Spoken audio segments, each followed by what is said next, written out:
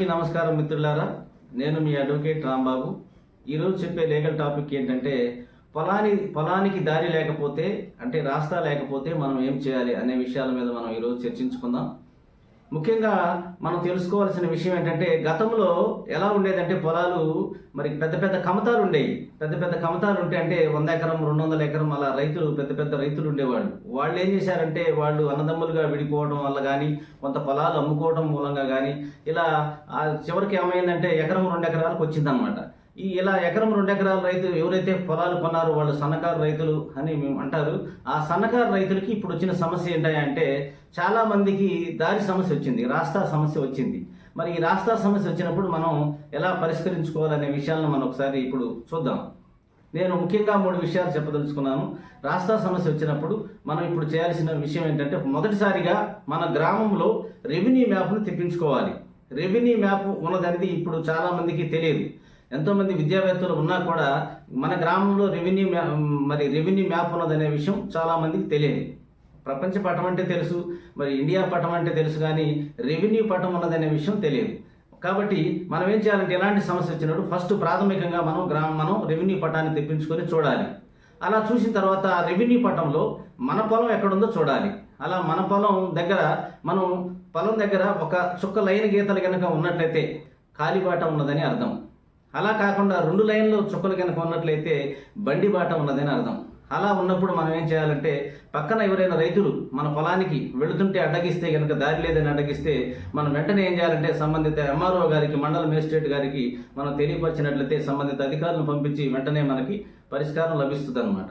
ఇక రెండవదిగా చూసుకున్నట్లయితే మన పొలం నుంచి గత కొన్ని సంవత్సరాలుగా అంటే సుమారుగా 12 సంవత్సరాలు ఆ పైచిలుకు అంటే ఎగ్జాంపుల్ 15 సంవత్సరాల నుంచి కానీ 20 సంవత్సరాల నుంచి కానీ లేకపోతే 30 సంవత్సరాల నుంచి కానీ అలా ఆ బాటలో నడుస్తూ ఉన్నట్లయితే కనుక మనకి ఖచ్చితంగా ఇండియన్ ఈజ్మెంట్ యాక్ట్ ప్రకారంగా 1882 యాక్ట్ ప్రకారంగా మనకు ఖచ్చితంగా ఆ భూమి మీద హక్కులు, ఆ దారి మీద హక్కులు మనకు వస్తాయన్నమాట.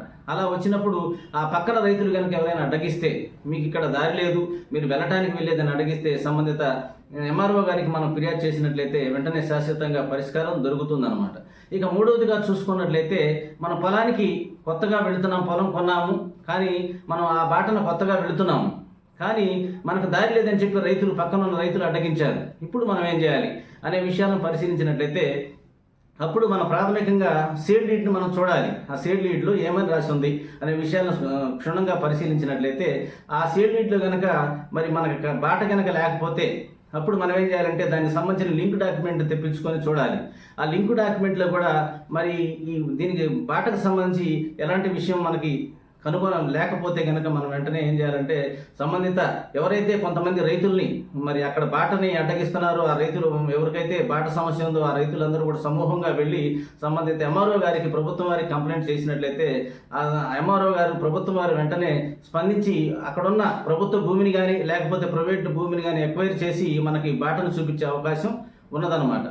కాబట్టి మిత్రులారా ఎవరు కూడా అధైర్యపడవద్దు.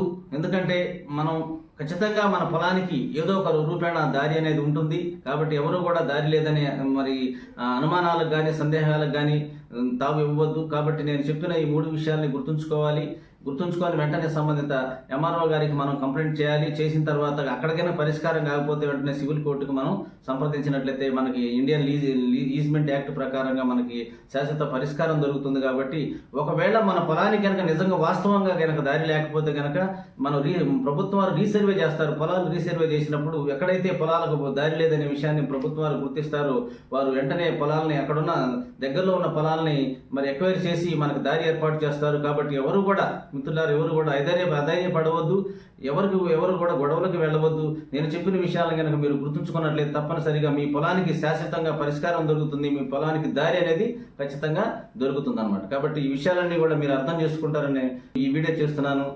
జై హింద్.